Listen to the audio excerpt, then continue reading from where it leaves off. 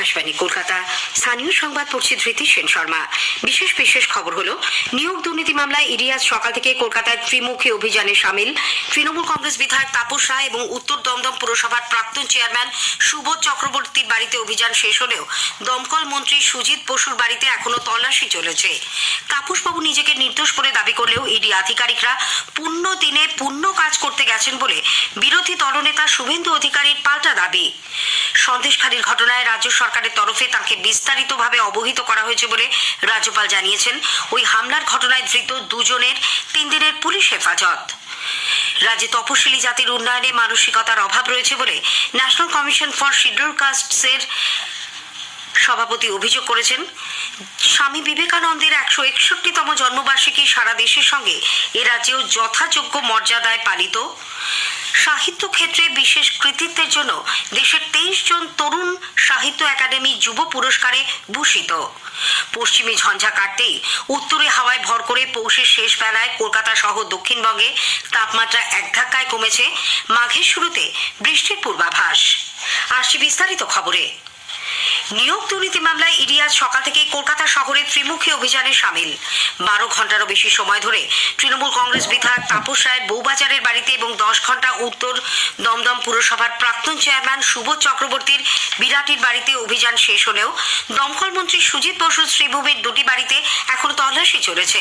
তাপস রায়ের বাড়ি থেকে বেশ কিছু নথিপত্র উদ্ধার করা হয়েছে বলে ইডি সূত্রে জানা গেছে। অন্যদিকে তল্লাশির পর তাপসবাবু সাংবাদিকদের বলেন, ইডির আধিকারিকরা তাঁর মোবাইল ফোন নিয়ে গেছে। তিনি কোনোদিনই দুর্নীতির সঙ্গে যুক্ত ছিলেন না এবং পুরসভার দুর্নীতির বিষয়ে তিনি কিছু জানেন না বলেও স্পষ্ট জানান বিধায়ক। ইডি আধিকারিকরা তাকে যা জিজ্ঞেস করেছেন বা দেখতে চেয়েছেন সে ব্যাপারেও তিনি সব রকম সহযোগিতা করেছেন। প্রদেশ কংগ্রেস সভাপতি সাংসদ অধীর রঞ্জন চৌধুরী বলেছেন, তাপস রায়ের এই ধরনের দুর্নীতিতে যুক্ত থাকার সম্ভাবনা কম। তাপসবাবুকে তিনি ব্যক্তিগতভাবে চেনেন বলে উল্লেখ করে সাংসদ অবশ্য বলেন, চোরের সঙ্গে থাকলে বদনাম নিতে হয়। প্রচুর টাকার উৎস বিচার জানার অধিকার তো ইডির আছে। দেখা যাক কি হয়। ইডি যেখানে যাবে আমার সেখানে কি বলার আছে। ইডি তার তদন্ত তো সব জায়গায় যেতে পারে, যাদের কাছে যাচ্ছে তারা জবাব দেবে। তাপস রায় ঠিক এই ক্যারেক্টারের লোক বলে আমি মনে করি না। তাপস রায় কি এইরকম চোরটা বলে আমার ঠিক বিশ্বাস করছে না। এখন চোরদের সঙ্গ থাকলে কিছু তো করার নাই। চোরের সঙ্গ থাকলে চোরের বদনাম নিতে হবে। সঙ্গ দোষে কিছু হলে আলাদা কথা। তাপস রায়কে আমি যতটুকু জানি, তাপস রায় এই ধরনের দুর্নীতি করার মধ্যে সম্ভবত থাকার সম্ভাবনা কম।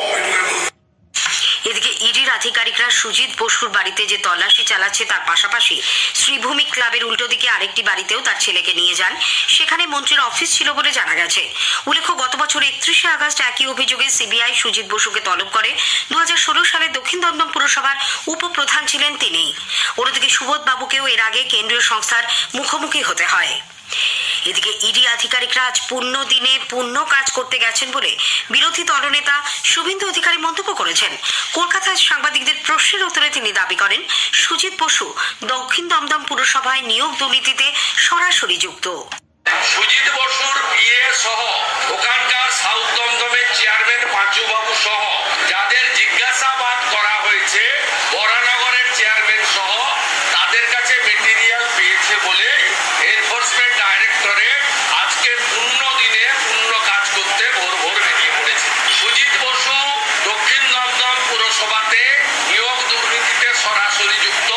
একাধিকবার আমি বা অন্যরা বলেছি, ব্যাগ গোছানো শুরু করুন, সঙ্গে শীতের জিনিসও রাখবেন। রাজ্যের 70টি পুরসভার চেয়ারম্যান ও তৃণমূল কংগ্রেস নেতারা নিয়োগ দুর্নীতিতে যুক্ত বলেও শ্রী অধিকারীর দাবি করেন। অন্যদিকে আজকের অভিযান রাজনৈতিক প্রতিহিংসার প্রতিফলন বলে তৃণমূল কংগ্রেসের মুখপাত্র শশী পাঁজা পাল্টা দাবি করেছেন। দলের নেতা ফিরহাদ হাকিম বলেছেন, যত লোকসভা এগিয়ে আসবে আমার বাড়িতে হয়েছে, এটা হবে। ওদের যত শক্তি আছে ওরা লড়াই করুক, আমরা মানুষের মাঝখানে যাব, কোনটা ঠিক কোনটা খারাপ সেটা বলবো। দেখুন, হেনস্থা জবের থেকে বিজেপি এসছে আমাদের করছে। যারা অবিজেপি রাজনীতি করে তাদের সবাইকে হেনস্থা করুক, ওরা হেনস্থা করুক। আমরা যদি সততার পথে থাকি আমায় কি করবো, এটা একটা পলিটিক্যাল স্ট্যান্স। সন্দেশখালী কাণ্ড নিয়ে রাজ্য সরকারের তরফে তাকে বিস্তারিত জানানো হয়েছে বলে রাজ্যপাল সিভি আনন্দ বোস জানিয়েছেন। গতকাল বৈঠককে ইতিবাচক উল্লেখ করে রাজ্যপাল আজ সাংবাদিকদের বলেন, এই ঘটনায় অন্যতম অভিযুক্ত শেখ শাহজাহানকে গ্রেপ্তারের দেরি নিয়ে রাজ্য সরকার তাকে অবহিত করেছে, কিন্তু তদন্তের স্বার্থে তিনি বিষয়টি গোপন রাখতে চান। উল্লেখ্য, এই ঘটনা নিয়ে তলবের 6 দিন পর মুখ্য সচিব ভগবতী প্রসাদ গোপালিকা ও স্বরাষ্ট্র সচিব নন্দিনী চক্রবর্তী গত সন্ধ্যায় রাজভবনে গিয়ে রাজ্যপালের সঙ্গে দেখা করেন। এদিকে রেশন বন্টন দুর্নীতি মামলায় ধৃত বনগাঁ পুরসভার প্রাক্তন চেয়ারম্যান শঙ্কর আঢ্যের মা, মেয়ে এবং ভাই আজ ইডির দপ্তরে হাজিরা দেন। সঙ্গে রয়েছেন ভাইয়ের স্ত্রীও। গত বুধবার তাই ভাইকে মলয় আঢ্যকে তলব করা হয়েছিল, তবে বিশেষ কারণে তিনি হাজিরা দিতে পারেননি বলে ইমেলে জানিয়ে দেন। রেশন বন্টন দুর্নীতি মামলার তদন্তে গিয়ে 5ই জানুয়ারি সন্দেশখালীতে ইডি আধিকারিকদের ওপর আক্রমণের ঘটনায় উত্তর 24 পরগনার নেজার থানার পুলিশ 2 জনকে গ্রেপ্তার করে। সিসিটিভি ফুটেজ ও অন্যান্য তথ্যের ভিত্তিতে মাছের ভেরি এলাকা থেকে মেহেবুর মোল্লা ও সুকোমল সর্দার নামে এদের গ্রেপ্তার করা হয়। তাদের আজ বসিরহাট আদালতে তোলা হলে বিচারক 3 দিনের পুলিশ হেফাজতের নির্দেশ দেন। তবে এখনো অধরা মূল অভিযুক্ত স্থানীয় তৃণমূল কংগ্রেস নেতা শেখ শাহজাহান।